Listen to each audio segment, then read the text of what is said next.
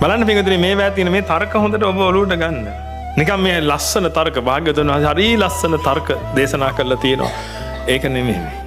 ඔබගේ ජීවිතයට ගන්න එක තර්කයක් ගන්න ජීවිතයට. ගත්තොත් ඔබ වෙනස් වෙනවා. ඔබගේ ජීවිතයට මම පුදුම වාසනාවන්ත කාලයක් උදා වෙනවා. මොකද මේ ධහම තේරෙන්න නිසා පිටුතුනි අපිට තේරෙන ඔබ හිතන් හිටියට ඔය මූණ ඔබේ කියලා එහෙම එකක් නැහැ කියලා. ඔය මූණවත් ඔබේ නෙමෙයි නේ පිටුතුනි. ඔය හිතවත් ඔබේ නෙමෙයි පිටුතුනි. ඔබ කියලා ඒකුත් නැහැ නේ. ඒකත් ඔබට හිතන එකක් විතරයි නෝ හිතට.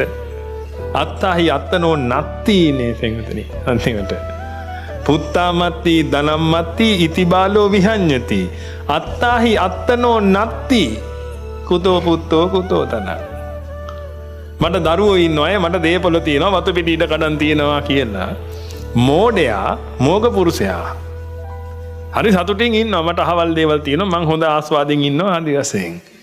නමුත් අත්තාහි යත්තනෝ නත්ති පින්වතුනි තමන්ට තමන්වත් නැහැ. හේතුව තමන් කියලා එකකුත් නැතිකොට. දැන් දහමන්ට අනුව දන්නව නේද තමන් කියලා එකක් නැහැ කියලා. ඒක නිකන් හිතෙන එකක් විතරයි කියලා. ඒක අවිද්‍යාව තෘෂ්ණා නිසා හිතෙන හැඟීමක්. ಜಾති අවස්ථාව.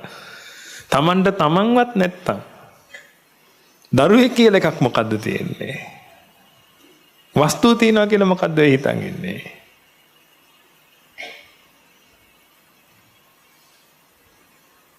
ඔබ මේ මූණ වෙනුවෙන් දින්නේ මං තාම තරුණයි මේ මූණ ලස්සනයි ඒක නිසා තව ටික කලක් ඉන්නවා.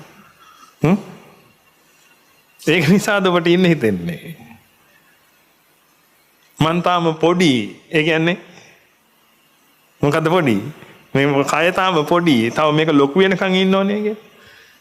මේ කය තමයි මං මේක තාම පොඩි. තව ලොකු වෙනකන් ඉන්න ඕනේ. තාම මං කසාද බැන්දෙත් නැහැ.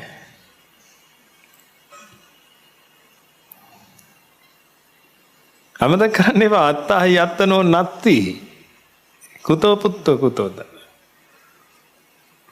ඕකේ මම කියලා එකක්වත් නැතිකොට ඕකේ පුතෙක් හොයන්නේ.